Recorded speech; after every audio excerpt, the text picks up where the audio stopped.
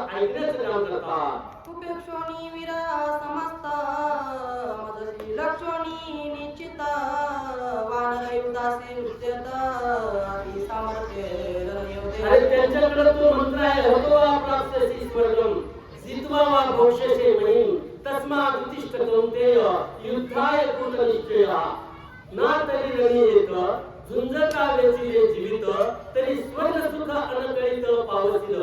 म्हणून ये गोठी विचार ना करी कीर्ती आता मनुष्य घेऊन येऊठी झुंज वेगी. त्या ठिकाणी लंकेचा राजा रावण म्हणतो की आपला शास्त्र धर्म आणि युद्ध धर्म काय सांगतोय.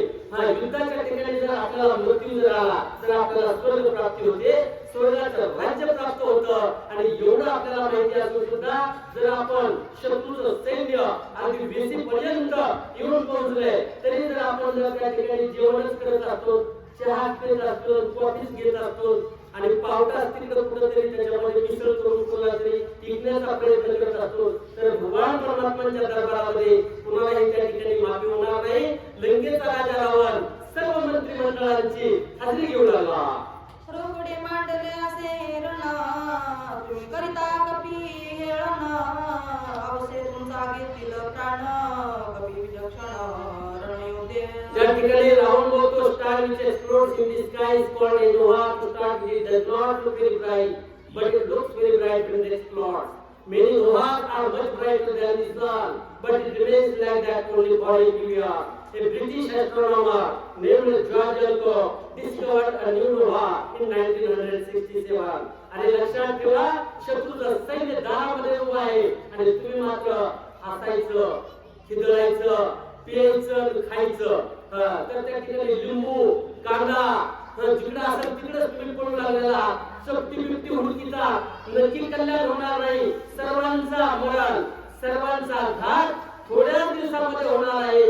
विषयांचं सेवन ज्यांनी केलेलं आहे त्या विषयांच्या सेवन करणाऱ्यांना नक्कीच त्या ठिकाणी गळफास लागण्याशिवाय राहत नाही. हे लक्षात असू द्या. सर्व राक्षसांना लंकेचा राजा रावण आधी प्रबोधन करू लागलाय. तुमची सावधानता लंकेनी श्री रघुनाथा वानरी सेतु बंधनता नेनो सर्वता रावण सर्व मंत्रिमंडळाला सांगू लागला की तुम्ही बेसावध असल्याचा फायदा भगवान श्रीरामचंद्र प्रभू हनुमंतराय नळनी जामवंत हनुमंत या सर्व मंडळींना तुमच्या बेसावधपणाचा फायदा घेतलेला आहे. तुम्ही बेसावध आहात, तुम्ही त्या ठिकाणी विषयामध्ये लिप्त झालेला आहात आणि विषयांचं सेवन करत आहात. याचा पूर्ण फायदा भगवान श्रीरामचंद्र प्रभू नळनी जामवंत हनुमंतराय यांनी उठवला आणि भगवान परमात्माचं 18 पद्मवानर फौजच्या फौज आपल्या लंकेच्या दारामध्ये उभी राहिलेली आहे. कसं तोंड द्यायचे त्यांना लक्षात असू द्या. सर्व मंत्र्यांनो